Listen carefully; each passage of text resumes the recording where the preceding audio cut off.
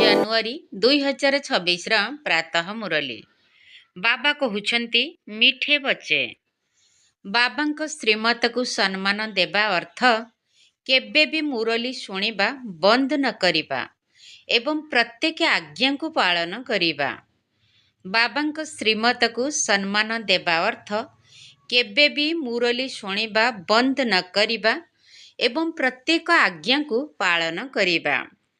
ପ୍ରଶ୍ନ: ଯଦି ତୁମମାନଙ୍କୁ କେହି ପଚାରନ୍ତି ଯେ ଖୁସି ମଜାରେ ଅଛ, ତେବେ ତୁମକୁ ଗର୍ବର ସହିତ କେଉଁ ଉତ୍ତର ଦେବା ଦରକାର? ଯଦି ତୁମମାନଙ୍କୁ କେହି ପଚାରନ୍ତି ଯେ ଖୁସି ମଜାରେ ଅଛ, ତେବେ ତୁମକୁ ଗର୍ବର ସହିତ କେଉଁ ଉତ୍ତର ଦେବା ଦରକାର?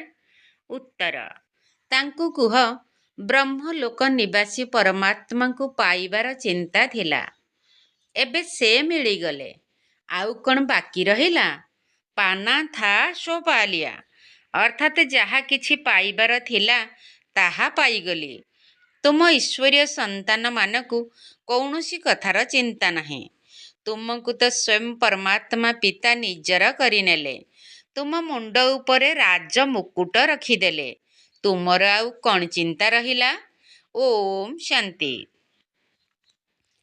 ବାବା ବୁଝାଉଛନ୍ତି ଯେ ପିଲାମାନଙ୍କ ବୁଦ୍ଧିରେ ନିଶ୍ଚିତ ଏହି କଥା ରହିଥିବ ଯେ ବାବା ଆମର ପିତା ବି ଅଟନ୍ତି, ଶିକ୍ଷକ ବି ଅଟନ୍ତି, ପରମ ସଦ୍ଗୁରୁ ମଧ୍ୟ ଅଟନ୍ତି। ତେଣୁ ପିଲାମାନେ ଏହି ସ୍ମୃତିରେ ନିଶ୍ଚିତ ରହୁଥିବେ।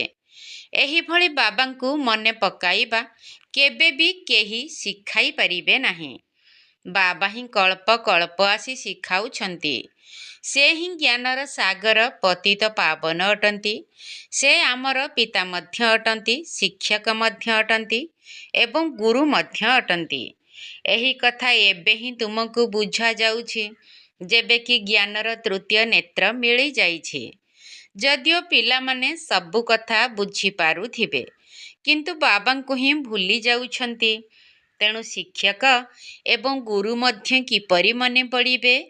ମାୟା ଏତେ ସର୍ବଶକ୍ତିମାନ ଅଟେ, ଯାହାକି ବାବାଙ୍କର ତିନୋଟି ରୂପରେ ମହିମା ହେଉଥିଲେ ମଧ୍ୟ ତିନୋଟି ଯାକ ସମ୍ବନ୍ଧକୁ ଭୁଲାଇ ଦେଉଛି।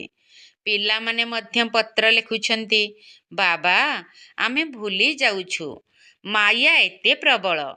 ଏମିତି ତ ଡ୍ରାମା ଅନୁସାରେ ବହୁତ ସହଜ ମଧ୍ୟ ଅଟେ, କାରଣ ପିଲାମାନେ ମଧ୍ୟ ଜାଣିଛନ୍ତି ଯେ ଦୁନିଆରେ ଏମିତି କେବେ ବି କେହି ହୋଇପାରିବେ ନାହିଁ। ଜଣେ ହିଁ ପିତା, ଶିକ୍ଷକ ଏବଂ ସଦ୍ଗୁରୁ ଅଟନ୍ତି, ତାହା ମଧ୍ୟ ବାସ୍ତବିକ ରୂପରେ। ଏଥିରେ ତ କାହାଣୀ ଆଦିର କୌଣସି କଥା ନାହିଁ। ଏସବୁ ଭିତରେ ଭିତରେ ବୁଝିବା ଦରକାର ନା, କିନ୍ତୁ ମାୟା ଭୁଲାଇ ଦେଉଛି। ପିଲାମାନେ କହୁଛନ୍ତି, ବାବା ଆମେ ହାରିଗଲୁ, ତେବେ କଦମରେ ପଦ୍ମର ରୋଜଗାର କିପରି ହେବ? ଦେବତାମାନଙ୍କ ପାଇଁ ହିଁ ପଦ୍ମ ଫୁଲର ପ୍ରତୀକ ଦେଖାଉଛନ୍ତି। ସମସ୍ତଙ୍କୁ ତ ଏପରି ଦେଖାଇ ପାରିବେ ନାହିଁ। ତେବେ ଏହି ପାଠପଢ଼ା ଈଶ୍ୱର ପିତାଙ୍କର ହିଁ ଅଟେ, କୌଣସି ମନୁଷ୍ୟର ନୁହେଁ। କୌଣସି ମନୁଷ୍ୟ କେବେ ବି ଏଭଳି ପାଠ ପଢ଼ାଇ ପାରିବେ ନାହିଁ। ଯଦିଓ ଦେବୀ ଦେବତାମାନଙ୍କର ବହୁତ ମହିମା କରାଯାଉଛି, କିନ୍ତୁ ଉଚ୍ଚରୁ ଉଚ୍ଚ ଏକମାତ୍ର ପରମ ପିତା ହିଁ ଅଟନ୍ତି। ବାକି ସେମାନଙ୍କ ବଡ଼ ପଣିଆ ମଧ୍ୟ କେଉଁ କଥାର? ଆଜି ରାଜତ୍ୱ ଅଛି, କାଲି ପୁଣି ତଳକୁ ଖସି ଯାଉଛନ୍ତି। ଏବେ ତୁମେମାନେ ଏହି ଲକ୍ଷ୍ମୀ ନାରାୟଣଙ୍କ ଭଳି ହେବା ପାଇଁ ପୁରୁଷାର୍ଥ କରୁଛ। ଜାଣିଛ, ଏହି ପୁରୁଷାର୍ଥରେ ବହୁତ ଫେଲ୍ ହୋଇଯାନ୍ତି। ପୁଣି ବି କଳ୍ପ ପୂର୍ବରୁ ଯେତିକି ପିଲା ପାସ୍ ହୋଇଥିଲେ, ସେତିକି ହିଁ ପାଠ ପଢ଼ିବେ। ବାସ୍ତବରେ ଜ୍ଞାନ ତ ବହୁତ ସହଜ, କିନ୍ତୁ ମାୟା ଭୁଲାଇ ଦେଉଛି। ବାବା କହୁଛନ୍ତି ନିଜର ପୁରୁଷାର୍ଥର ଚାର୍ଟ ଲେଖ, କିନ୍ତୁ ପିଲାମାନେ ଲେଖିପାରୁନାହାନ୍ତି। କେତେ ଦିନ ପର୍ଯ୍ୟନ୍ତ ବସି ଲେଖୁଥିବେ? ଯଦି ବା ଲେଖୁଛନ୍ତି, ତେବେ ଯାଞ୍ଚ ମଧ୍ୟ କରୁଛନ୍ତି, ମୁଁ ଦିନ ଭିତରେ 2 ଘଣ୍ଟା ବାବାଙ୍କର ସ୍ମୃତିରେ ରହିଛି। ତାହା ମଧ୍ୟ ସେହି ପିଲାମାନେ ହିଁ ଜାଣିପାରିବେ, ଯେଉଁମାନେ ବାବାଙ୍କର ଶ୍ରୀମତକୁ କାର୍ଯ୍ୟରେ ଲଗାଉଥିବେ।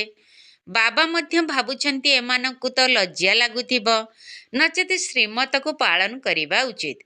କିନ୍ତୁ ବଡ଼ କଷ୍ଟରେ 100 ଜଣରେ 2 ଜଣ ହିଁ ଚାର୍ଟ ଲେଖୁଥିବେ। କାହିଁକି ନା ପିଲାମାନଙ୍କର ଶ୍ରୀମତ ପ୍ରତି ସେତିକି ସମ୍ମାନ ନାହିଁ।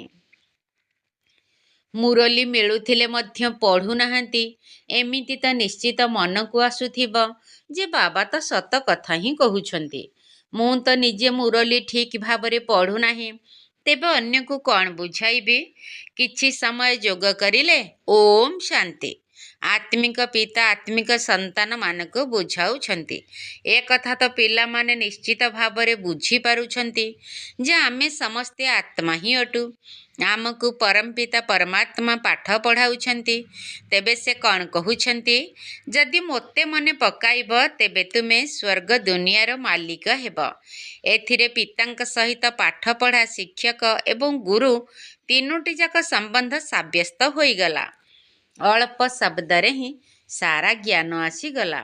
ଏଠାକୁ ତୁମେମାନେ ଏହି ଜ୍ଞାନକୁ ଅଭ୍ୟାସ କରିବା ପାଇଁ ଆସୁଛ। ବାବା ମଧ୍ୟ ଏହି କଥା ହିଁ ବୁଝାଉଛନ୍ତି। କାରଣ ତୁମେ ନିଜେ କହୁଛ ଆମେ ଭୁଲି ଯାଉଛୁ, ସେଥିପାଇଁ ଏଠାକୁ ବାରମ୍ବାର ଅଭ୍ୟାସ କରିବା ପାଇଁ ଆସୁଛୁ। ଯଦିଓ କେତେକ ପିଲା ଏଠାରେ ମଧ୍ୟ ରହୁଛନ୍ତି, କିନ୍ତୁ ସେମାନଙ୍କର ମଧ୍ୟ ରିଭାଇଜ୍ ହୋଇପାରୁନାହିଁ। ଭାଗ୍ୟରେ ହିଁ ନାହିଁ। ପୁରୁଷାର୍ଥ ତ ବାବା କରାଇ ଚାଲିଛନ୍ତି। ଏକମାତ୍ର ବାବା ହିଁ ଏହି ପୁରୁଷାର୍ଥ କରାଉଛନ୍ତି। ଏହି ପାଠ ପଢ଼ାରେ କାହା ପ୍ରତି ପାତର ଅନ୍ତର ହୋଇପାରିବ ନାହିଁ। ନା, ଏହା କୌଣସି ସ୍ୱତନ୍ତ୍ର ପାଠପଢ଼ା। ସେହି ପାଠପଢ଼ାରେ ସ୍ୱତନ୍ତ୍ର ଭାବରେ ପଢ଼ାଇବା ପାଇଁ ଶିକ୍ଷକଙ୍କୁ ନିଯୁକ୍ତ କରିଥାନ୍ତି। ଏଠାରେ ତ ଭାଗ୍ୟ ଗଢ଼ିବା ପାଇଁ ବାବା ସମସ୍ତଙ୍କୁ ପାଠ ପଢ଼ାଉଛନ୍ତି। ଜଣ ଜଣକୁ କେଉଁ ପର୍ଯ୍ୟନ୍ତ ଅଲଗା ପଢ଼ାଇବେ? କେତେ ଢେର ସନ୍ତାନ ରହିଛନ୍ତି। ଲୌକିକ ପାଠପଢ଼ାରେ କୌଣସି ବଡ଼ ଲୋକଙ୍କର ପିଲା ହୋଇଥିଲେ ତାଙ୍କୁ ସ୍ୱତନ୍ତ୍ର ଭାବେ ପଢ଼ାଇଥାନ୍ତି। ଶିକ୍ଷକ ଜାଣିଥାନ୍ତି ଯେ ଇଏ ପାଠ ପଢ଼ାରେ ବହୁତ ଦୁର୍ବଳ ଅଟେ, ସେଥିପାଇଁ ତାଙ୍କୁ ବୃତ୍ତି ପାଇବା ଯୋଗ୍ୟ କରାଇଥାନ୍ତି। କିନ୍ତୁ ଶିବ ବାବା ଏପରି କରୁନାହାନ୍ତି। ଇଏ ସମସ୍ତଙ୍କୁ ସମାନ ଭାବରେ ପାଠ ପଢ଼ାଇଥାନ୍ତି। ସେହି ପାଠ ପଢ଼ାରେ ଶିକ୍ଷକ ଅଧିକ ପୁରୁଷାର୍ଥ କରାଇଥାନ୍ତି। ବାବା ତ କାହାକୁ ଅଲଗା ଭାବେ ପୁରୁଷାର୍ଥ କରାଉନାହାନ୍ତି। ଏକ୍ସଟ୍ରା ପୁରୁଷାର୍ଥ ଅର୍ଥ ମାଷ୍ଟର କିଛି କୃପା କରୁଛନ୍ତି। ଯଦିଓ ପଇସା ନେଉଛନ୍ତି, ସ୍ୱତନ୍ତ୍ର ସମୟ ଦେଇ ପାଠ ପଢ଼ାଉଛନ୍ତି, ଯାହାଦ୍ୱାରା ସେ ଅଧିକ ପାଠ ପଢ଼ି ହୁସିଆର ହୋଇଥାନ୍ତି। ଏଠାରେ ତ ଅଧିକ କିଛି ପଢ଼ିବାର କଥା ହିଁ ନାହିଁ।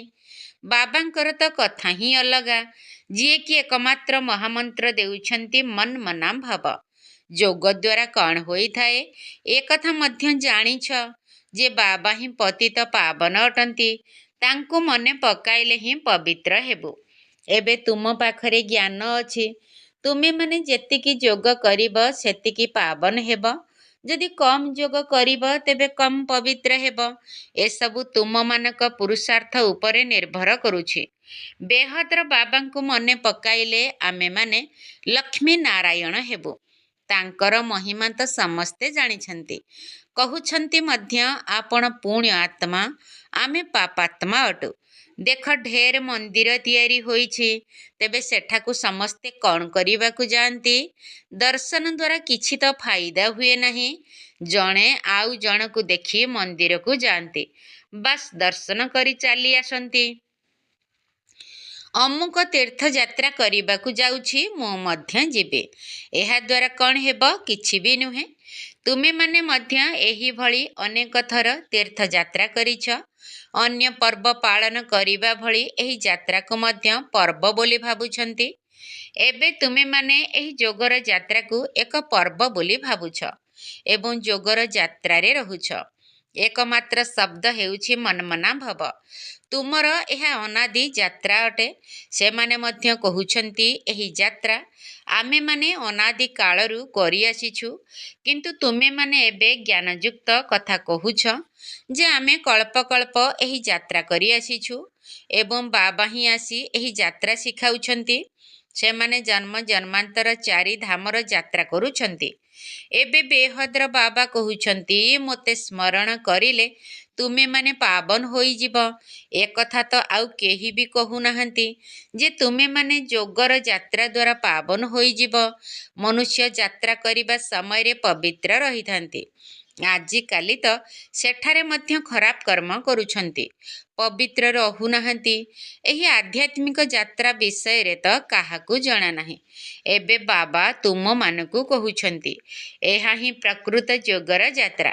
ମନୁଷ୍ୟ ଚାରିଧାମର ଯାତ୍ରା କରିବାକୁ ଯାଉଛନ୍ତି, କିନ୍ତୁ ସେମାନେ ପୂର୍ବରୁ ଯେପରି ଥାଆନ୍ତି ସେହିପରି ହିଁ ରହିଯାଆନ୍ତି, କେବଳ ଚକ୍କର ଲଗାଇ ଚାଲିଛନ୍ତି। ଯେପରି ଭାସ୍କୋଡା ଗାମା ସୃଷ୍ଟିର ଚକ୍ର ଲଗାଇଥିଲେ, ସେହିପରି ଏମାନେ ମଧ୍ୟ ଚକ୍ର ଲଗାଉଛନ୍ତି ନା?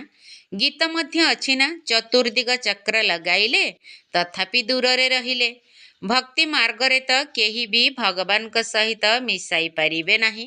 ତା ଦ୍ୱାରା ତ ଭଗବାନ କାହାକୁ ମିଳିଲେ ନାହିଁ, ବରଂ ଭଗବାନଙ୍କ ଠାରୁ ଦୂରରେ ରହିଲେ। ଚାରିଆଡ଼େ ଚକ୍ର ଲଗାଇ ଘରକୁ ଆସି ପୁଣି ପାଞ୍ଚ ବିକାରର ବନ୍ଧନରେ ବାନ୍ଧି ହୋଇ ଯାଉଛନ୍ତି। ସେ ସବୁ ହେଉଛି ମିଥ୍ୟା ଯାତ୍ରା। ଏବେ ତୁମେମାନେ ଜାଣୁଛ, ଏହା ପୁରୁଷୋତ୍ତମ ସଙ୍ଗମ ଯୁଗ। ଯେଉଁ ସମୟରେ ବାବା ଆସିଛନ୍ତି, ଦିନ ଆସିବ ସମସ୍ତେ ଜାଣିଯିବେ ଯେ ବାବା ଆସିଛନ୍ତି। ଶେଷରେ ଭଗବାନ ମିଳିବେ, କିନ୍ତୁ କିପରି? ଏକଥା ତ କେହି ହେଲେ ଜାଣିନାହାନ୍ତି। ମଧୁର ସନ୍ତାନମାନେ ଏକଥା ଜାଣିଛନ୍ତି। ଆମେମାନେ ଶ୍ରୀମତ ଆଧାରରେ ଏହି ଭାରତକୁ ପୁନର୍ବାର ସ୍ୱର୍ଗ କରୁଛୁ। ଭାରତର ହିଁ ନାମ ତୁମେମାନେ ନେଉଛ। ସେ ସମୟରେ ଆଉ କୌଣସି ଧର୍ମ ରହିବ ନାହିଁ। ସାରା ବିଶ୍ୱ ପବିତ୍ର ହୋଇଯିବ। ଏବେ ତ କେତେ ଢେର ଧର୍ମ ରହିଛି। ବାବା ଆସି ତୁମମାନଙ୍କୁ ସାରା ବୃକ୍ଷର ଜ୍ଞାନ ଶୁଣାଉଛନ୍ତି। ତୁମମାନଙ୍କୁ ସବୁ କଥା ମନେ ପକାଇ ଦେଉଛନ୍ତି। ତୁମେମାନେ ଦେବତା ଥିଲ, ପୁଣି କ୍ଷତ୍ରିୟ, ବୈଶ୍ୟ, ଶୂଦ୍ର ହେଲ, ଏବେ ପୁଣି ବ୍ରାହ୍ମଣ ହୋଇଛ। ଏହି ହମ୍ସର ଅର୍ଥକୁ ବାବା କେତେ ସହଜ ଭାବରେ ବୁଝାଇ ଦେଉଛନ୍ତି। ଓମ୍ ଅର୍ଥାତ୍ ମୁଁ ଆତ୍ମା, ପୁଣି ମୁଁ ଆତ୍ମା ଏହିପରି ଚକ୍ର ଲଗାଉଛି। ସେମାନେ ତ କହିଦେଉଛନ୍ତି ଆମେ ଆତ୍ମା ହିଁ ପରମାତ୍ମା, ପରମାତ୍ମା ହିଁ ଆତ୍ମା। ଏମିତି କେହି ଜଣେ ହେଲେ ନାହାନ୍ତି ଯାହାଙ୍କୁ ହମ୍ସର ଅର୍ଥ ଯଥାର୍ଥ ଭାବରେ ଜଣାଥିବ। ତେଣୁ ବାବା କହୁଛନ୍ତି ଏହି ମନ୍ତ୍ରକୁ ସର୍ବଦା ମନେ ରଖିବା ଉଚିତ। ସୃଷ୍ଟି ଚକ୍ରର ଜ୍ଞାନ ବୁଦ୍ଧିରେ ନଥିଲେ ଚକ୍ରବର୍ତ୍ତୀ ରାଜା କିପରି ହେବ? ଏବେ ଆମେମାନେ ବ୍ରାହ୍ମଣ ହୋଇଛୁ, ପୁଣି ଦେବତା ହେବୁ। ଏକଥା ତୁମେମାନେ କାହାକୁ ବି ପଚାର, କେହି କହିପାରିବେ ନାହିଁ। ସେମାନେ ତ 84 ଜନ୍ମର ଅର୍ଥକୁ ମଧ୍ୟ ଜାଣିନାହାନ୍ତି। ଭାରତର ଉତ୍ଥାନ ଏବଂ ପତନର ଗାୟନ ରହିଛି, ଏକଥା ଠିକ୍। ସତ୍ତ୍ୱ ପ୍ରଧାନ, ସତ୍ତ୍ୱ, ରଜୋ, ତମୋ, ସୂର୍ଯ୍ୟବଂଶୀ, ଚନ୍ଦ୍ରବଂଶୀ, ବୈଶ୍ୟବଂଶୀ। ଏ ସମ୍ବନ୍ଧରେ ଏବେ ତୁମମାନଙ୍କୁ ସବୁ କିଛି ଜଣାପଡ଼ିଗଲାଣି। ବୀଜରୂପ ବାବାଙ୍କୁ ହିଁ ଜ୍ଞାନର ସାଗର କୁହାଯାଉଛି। ସେ ଏହି ଚକ୍ରରେ ଆସୁନାହାନ୍ତି। ଏପରି ନୁହେଁ ଯେ ଆମେ ଜୀବ ଆତ୍ମାମାନେ ପରମାତ୍ମା ହୋଇଯାଉଛୁ। ନା, ବାବା ନିଜ ସମାନ ନଲେଜଫୁଲ ଜ୍ଞାନବାନ କରୁଛନ୍ତି, କିନ୍ତୁ ନିଜ ସମାନ ଭଗବାନ କରୁନାହାନ୍ତି। ଏହି କଥାକୁ ବହୁତ ଭଲ ଭାବରେ ବୁଝିବାକୁ ହେବ। ତେବେ ଯାଇ ବୁଦ୍ଧିରେ ଏହି ଚକ୍ରର ଜ୍ଞାନ ଘୂରି ପାରିବ, ଯାହାର ନାମ ରଖାଯାଇଛି ସ୍ୱଦର୍ଶନ ଚକ୍ର। ତୁମେମାନେ ବୁଦ୍ଧି ଦ୍ୱାରା ବୁଝିପାରିବ ଆମେ କିପରି ଏହି 84 ଜନ୍ମର ଚକ୍ରରେ ଆସୁଛୁ। ଏଥିରେ ସବୁ କିଛି ଆସିଯାଉଛି। ଏଥିରେ ସମୟ ମଧ୍ୟ ଆସିଯାଉଛି, ବର୍ଣ୍ଣ ମଧ୍ୟ ଆସିଯାଉଛି ଏବଂ ବଂଶାବଳୀ ମଧ୍ୟ ଆସିଯାଉଛି। ଏବେ ତୁମମାନଙ୍କ ବୁଦ୍ଧିରେ ଏସବୁ ଜ୍ଞାନ ରହିବା ଉଚିତ। ଜ୍ଞାନ ଦ୍ୱାରା ହିଁ ଉଚ୍ଚ ପଦ ମିଳିଥାଏ। ନିଜ ଭିତରେ ଜ୍ଞାନ ଥିଲେ ଅନ୍ୟମାନଙ୍କୁ ମଧ୍ୟ ଦେଇପାରିବେ। ଏଠାରେ ତୁମମାନଙ୍କୁ କୌଣସି ପ୍ରଶ୍ନପତ୍ର ଆଦି ପୂରଣ କରିବାକୁ ଦିଆଯାଉ ନାହିଁ। ସେହି ସ୍କୁଲମାନଙ୍କରେ ପରୀକ୍ଷା ହେଲେ ବିଲାତରୁ ପେପର ଆସିଥାଏ। ଯେଉଁମାନେ ବିଲାତରେ ପାଠ ପଢ଼ୁଛନ୍ତି ତାଙ୍କର ଫଳାଫଳ ସେଠାରେ ଘୋଷଣା କରୁଛନ୍ତି। ତାଙ୍କ ଭିତରେ ମଧ୍ୟ କେହି ଏଜୁକେସନର ବଡ଼ ଅଥରିଟି ହୋଇଥିବେ, ଯିଏ ବି ପେପରର ତଦାରଖ କରିଥାନ୍ତି। ତେବେ ତୁମମାନଙ୍କ ପେପରର ଯାଞ୍ଚ କିଏ କରିବ? ତୁମେ ନିଜେ ହିଁ କରିବ। ତେଣୁ ନିଜକୁ ଯେପରି କରିବାକୁ ଚାହୁଁଛ ସେପରି କରିପାରିବ। ଯେଉଁ ପଦ ପାଇବାକୁ ଚାହୁଁଛ ତାହା ପୁରୁଷାର୍ଥ ଦ୍ୱାରା ବାବାଙ୍କ ଠାରୁ ନେଇପାରିବ। ପ୍ରଦର୍ଶନୀ ଆଦିରେ ପିଲାମାନେ ପଚାରିଥାନ୍ତି ନା, କ'ଣ ହେବ? ଦେବତା ହେବ, ବାରିଷ୍ଟର ହେବ, କ'ଣ ହେବ? ବାବାଙ୍କୁ ଯେତେ ସ୍ମରଣ କରିବ, ଯେତେ ସେବା କରିବ, ସେତେ ଫଳ ମିଳିବ। ଯେଉଁମାନେ ଭଲ ଭାବରେ ବାବାଙ୍କୁ ସ୍ମରଣ କରନ୍ତି ସେମାନେ ଜାଣିଥାନ୍ତି ଯେ ଆମମାନଙ୍କୁ ସେବା ମଧ୍ୟ କରିବାକୁ ହେବ। ଏବଂ ପ୍ରଜା ମଧ୍ୟ ତିଆରି କରିବାକୁ ପଡ଼ିବ। ଏବେ ରାଜଧାନୀ ସ୍ଥାପନ ହେଉଛି, ସେଠାରେ ସବୁ ପ୍ରକାରର ଦରକାର। ସେଠାରେ ମନ୍ତ୍ରୀ ରହିବେ ନାହିଁ। ଯାହାଙ୍କର ବୁଦ୍ଧି କମ୍ ତାଙ୍କର ମନ୍ତ୍ରୀର ଆବଶ୍ୟକତା ପଡ଼ିଥାଏ। ତୁମମାନଙ୍କୁ ସେଠାରେ ରାୟ ନେବାର ଆବଶ୍ୟକତା ହିଁ ନାହିଁ। ବହୁତ ସନ୍ତାନ ବାବାଙ୍କ ପାଖକୁ ରାୟ ନେବାକୁ ଆସୁଛନ୍ତି। ସ୍ଥୂଳ କଥାର ରାୟ ନେଉଛନ୍ତି। ପଇସାର କ'ଣ କରିବୁ, ଧନ୍ଦା କିପରି କରିବୁ। ବାବା କହୁଛନ୍ତି ଦୁନିଆର କଥା ବାବାଙ୍କ ପାଖକୁ ଆଣ ନାହିଁ। ହଁ, ନିରାଶ ନ ହୋଇଯାଆନ୍ତୁ ସେଥିପାଇଁ କିଛି ନା କିଛି ଧୈର୍ଯ୍ୟ ଦେବା ଭଳି କଥା କହିଦେଇଥାନ୍ତି। କିନ୍ତୁ ଏହା ମୋର ଧନ୍ଦା ନୁହେଁ। ମୋର ଧନ୍ଦା ହେଲା ତୁମମାନଙ୍କୁ ରାସ୍ତା ଦେଖାଇବା। ତୁମେମାନେ ବିଶ୍ୱର ମାଲିକ କିପରି ହେଉଛ, ସେଥିପାଇଁ ତୁମମାନଙ୍କୁ ଶ୍ରୀମତ ମିଳିଛି। ବାକି ସବୁ ଆସୁରୀ ମତ। ସତ୍ୟ ଯୁଗରେ ଶ୍ରୀମତ କୁହାଯିବ, କଳି ଯୁଗରେ ଆସୁରୀ ମତ। ତାହା ହେଉଛି ସୁଖଧାମ।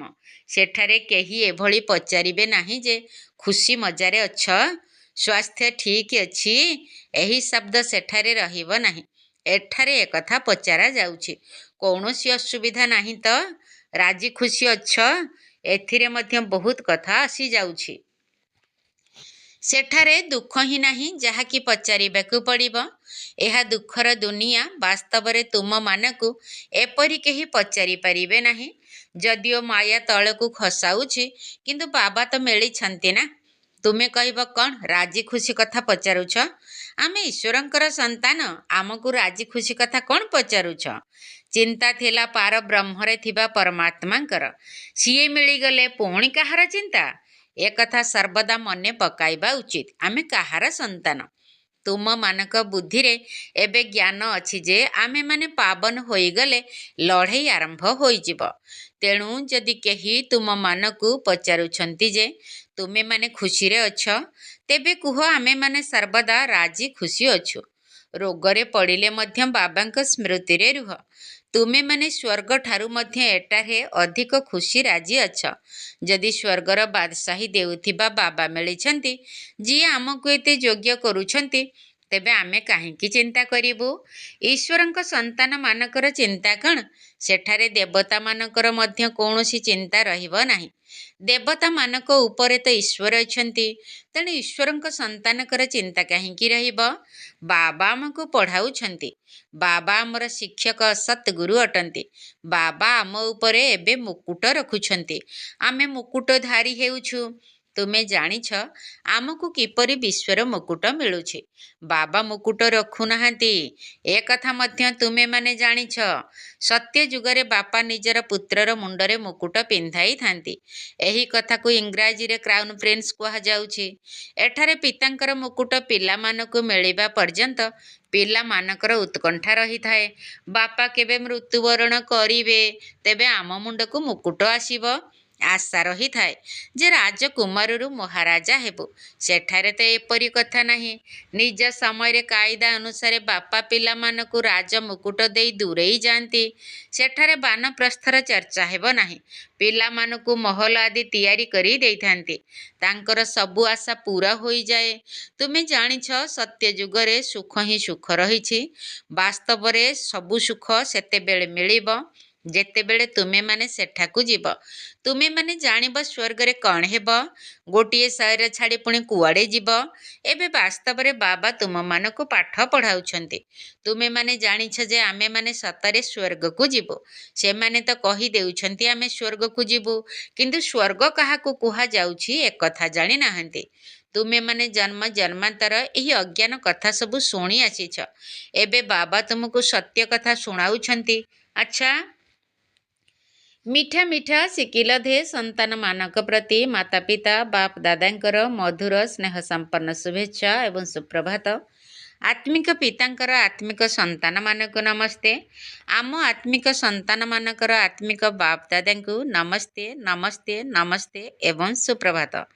ଧାରଣା ପାଇଁ ମୁଖ୍ୟ ସାର। ପ୍ରଥମ ପଏଣ୍ଟ, ସର୍ବଦା ରାଜି ଖୁସି ରହିବା ପାଇଁ ବାବାଙ୍କ ସ୍ମୃତିରେ ରହିବାକୁ ହେବ। ପାଠ ପଢ଼ା ଦ୍ୱାରା ନିଜକୁ ନିଜେ ରାଜମୁକୁଟ ପିନ୍ଧାଇବାକୁ ହେବ। ସର୍ବଦା ରାଜି ଖୁସି ରହିବା ପାଇଁ ବାବାଙ୍କ ସ୍ମୃତିରେ ରହିବାକୁ ହେବ। ପାଠ ପଢ଼ା ଦ୍ୱାରା ନିଜକୁ ନିଜେ ରାଜମୁକୁଟ ପିନ୍ଧାଇବାକୁ ହେବ। ଦ୍ୱିତୀୟ ପଏଣ୍ଟ, ଶ୍ରୀମତ ଆଧାରରେ ଭାରତକୁ ସ୍ୱର୍ଗ କରିବାର ସେବା କରିବାକୁ ହେବ। ସର୍ବଦା ଶ୍ରୀମତକୁ ସମ୍ମାନ ଦେବାକୁ ହେବ। ଶ୍ରୀମତ ଆଧାରରେ ଭାରତକୁ ସ୍ୱର୍ଗ କରିବାର ସେବା କରିବାକୁ ହେବ। ସର୍ବଦା ଶ୍ରୀମତକୁ ସମ୍ମାନ ଦେବାକୁ ହେବ। ବରଦାନ: ଶ୍ରେଷ୍ଠ ଭାଗ୍ୟର ସ୍ମୃତି ଦ୍ୱାରା ନିଜର ସମର୍ଥ ସ୍ୱରୂପରେ ରହୁଥିବା ସୂର୍ଯ୍ୟବଂଶୀ ପଦର ଅଧିକାରୀ ଭବ। ଶ୍ରେଷ୍ଠ ଭାଗ୍ୟର ସ୍ମୃତି ଦ୍ୱାରା ନିଜର ସମର୍ଥ ସ୍ୱରୂପରେ ରହୁଥିବା ସୂର୍ଯ୍ୟବଂଶୀ ପଦର ଅଧିକାରୀ ଭବ। ଯେଉଁମାନେ ନିଜର ଶ୍ରେଷ୍ଠ ଭାଗ୍ୟକୁ ସଦା ସର୍ବଦା ସ୍ମୃତିରେ ରଖିଥାନ୍ତି, ସେମାନେ ସର୍ବଦା ସମର୍ଥ ସ୍ୱରୂପରେ ରହିଥାନ୍ତି। ସେମାନଙ୍କର ସର୍ବଦା ନିଜର ଅନାଦି ଏବଂ ଅସଲି ସ୍ୱରୂପ ସ୍ମୃତିରେ ରହିଥାଏ। ସେମାନେ କେବେ ହେଲେ ନକଲି ମୁଖା ଧାରଣ କରନ୍ତି ନାହିଁ। କେବେ କେବେ ମାୟା ନକଲି ଗୁଣ ଏବଂ ଅକର୍ତ୍ତବ୍ୟର ସ୍ୱରୂପ କରାଇ ଦେଇଥାଏ। କାହାକୁ କ୍ରୋଧୀ, କାହାକୁ ଲୋଭୀ, କାହାକୁ ଦୁଃଖୀ, କାହାକୁ ଅଶାନ୍ତ କରିଦେଇଥାଏ। କିନ୍ତୁ ତୁମମାନଙ୍କର ଅସଲି ସ୍ୱରୂପ ଏହିସବୁ କଥାଠାରୁ ଅଲଗା ଅଟେ। ତେବେ ଯେଉଁ ପିଲାମାନେ ନିଜର ଅସଲି ସ୍ୱରୂପରେ ସ୍ଥିତ ରହିଥାନ୍ତି, ସେମାନେ ସୂର୍ଯ୍ୟବଂଶୀ ପଦର ଅଧିକାରୀ ହୋଇଯାଆନ୍ତି।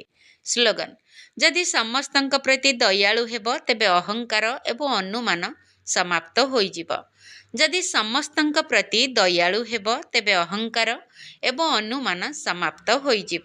ଅବ୍ୟକ୍ତ ଇସାରା: ଏହି ଅବ୍ୟକ୍ତି ମାସରେ ବନ୍ଧନ ମୁକ୍ତ ହୋଇ ଜୀବନ ମୁକ୍ତ ସ୍ଥିତିର ଅନୁଭବ କର।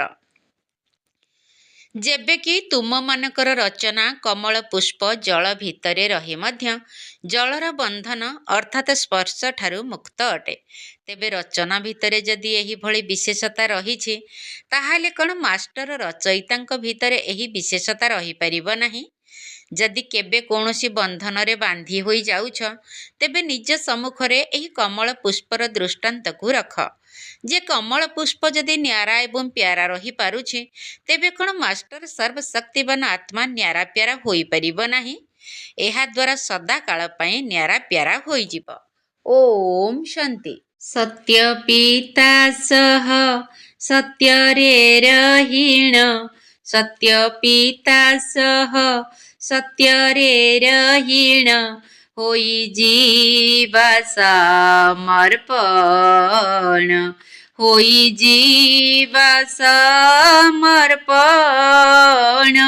ଜ୍ଞାନ ରତନକୁ କରି ଯେ ଧାରଣ, ହୋଇଯିବା ବୁଦ୍ଧିମାନ, ହୋଇଯିବା ବୁଦ୍ଧିମାନ। ସତ୍ୟ ପିତା ସହ ପ୍ରଜାପିତା ବ୍ରହ୍ମା ଆଦି ପିତା ମଧ୍ୟ ସର୍ବଧର୍ମ ପିତାଙ୍କର। ଆମେ ଯେ ବ୍ରାହ୍ମଣ ଏକା ହିଁ ଜାଣନ୍ତି, ଆମେ ଯେ ବ୍ରାହ୍ମଣ ଏକା ହିଁ ଜାଣନ୍ତି, କର୍ତ୍ତବ୍ୟଙ୍କୁ ତାଙ୍କର।